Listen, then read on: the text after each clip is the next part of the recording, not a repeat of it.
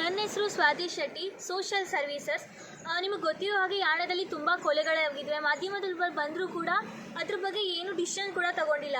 ಅದ್ರ ಬಗ್ಗೆ ಇವತ್ತು ನಾಗರಾಜ್ ಶೇಟ್ ಅವರು ಎಕ್ಸ್ಪ್ಲೇನ್ ಮಾಡ್ತಿದ್ದಾರೆ. ಹೌದು ಸ್ವಾತಿ ಅವರೇ, ಅಲ್ಲಿ ಯಾಣದಲ್ಲಿ ಈಗಾಗಲೇ 7ರಿಂದ 8 ಒಂದು ನಿಗೂಢ ಸಾವುಗಳು ಸಂಭವಿಸಿದಾವೆ ಅಂತ ಹೇಳ್ತಾ ಇದ್ದಾರೆ. ನಮ್ಮ ಮಾಧ್ಯಮದಲ್ಲಿ ಕಾರವಾರದಲ್ಲಿ ದೊಡ್ಡ ಮಟ್ಟದ ಪತ್ರಿಕಾಗೋಷ್ಠಿಯನ್ನು ಕೂಡ ಮಾಡಿದರೂ ಕೂಡ ಈ ಭ್ರಷ್ಟ ನಾಚಿಕೆ ಕೆಟ್ಟ ಸರ್ಕಾರ ಏನು ಅದ್ರ ಬಗ್ಗೆ ಯಾವುದೇ ರೀತಿಯಾದ ಚಿಂತನೆಯನ್ನು ಮಾಡಿಲ್ಲ ಇನ್ನುವರೆಗೂ ಕೂಡ. ಯಾಕೆ ಕೇಳಿದರೆ ಅಲ್ಲಿ ಧರ್ಮಸ್ಥಳದಲ್ಲಿ ಯಾವ ಮಾದರಿಯಲ್ಲಿ ತನಿಖೆ ನಡೀತಾ ಇದೆ, ಇಲ್ಲೂ ಕೂಡ ಅದೇ ರೀತಿಯಲ್ಲಿ ತನಿಖೆಗಳು ನಡೀಬೇಕು ಅನ್ನೋದೇ ನಮ್ಮದು ಒಂದು ಇದಾಗಿದೆ. ಯಾಕಂದರೆ ಶಿವರಾಮ್ ದೇವೇಗೌಡ ಅವರು ಮಾಧ್ಯಮದಲ್ಲಿ ಹೇಳಿಕೆ ಕೊಟ್ಟಿದ್ದರು, ಯಾಕಂದರೆ ಈ ನಮ್ಮ ಕಣ್ಣೆದುರಿಗೆ ಕೊಲೆ ನಡೆದಿದೆ, ಈ ಥರ ಮಾಡಿದೆ. ಆದರೂ ಕೂಡ ಇಲ್ಲಿಯ ಒಂದು ಡಿಪಾರ್ಟ್ಮೆಂಟ್ ಏನಿದೆ ಯಾವುದೇ ರೀತಿಯಾದಂಥ ಆ್ಯಕ್ಷನ್ ತಗೊಳ್ಳಲಿಲ್ಲ. ಯಾಕಂದರೆ ಕಳೆದ ಎಸ್ ಪಿದವರು ಕೂಡ ಅವ್ರು ಏನು ಮಾಡ್ತಾರೆ, ಹೆಲ್ಮೆಟ್ ಹಾಕದಿದ್ದವ್ರು ಹಿಡಿಯೋದು ಮತ್ತು ಕಳ್ಳಬಟ್ಟಿ ಹಿಡಿಯೋದು, ಅದು ಬಿಟ್ಟರೆ ಮತ್ತೆ ಅದು ದುಡ್ಡು ಬರುವಂಥದ್ದು, ಅದು ಇದಾಗ ಬಿಟ್ಟರೆ ಏನಿಲ್ಲ, ಅವರು ಬಕೆಟ್ ಹಿಡಿಯೋಕ್ಕಾಗೋದಿಲ್ಲ. ಅದಕ್ಕೋಸ್ಕರ ಸ್ವಾತಿಯವರೇ, ಇದೊಂದು ಕಣ್ಣ ಮುಚ್ಚಲೆ ಆಟ ಅಂತ ಹೇಳ್ತಿದ್ದಾರೆ. ಅಣ್ಣ ತಮ್ಮನ ಇದು ಚೋರ್ ಮುಷೇರಬಾಯಿ ಅಂತಾರಲ್ವ, ಆ ಥರ ಇದು.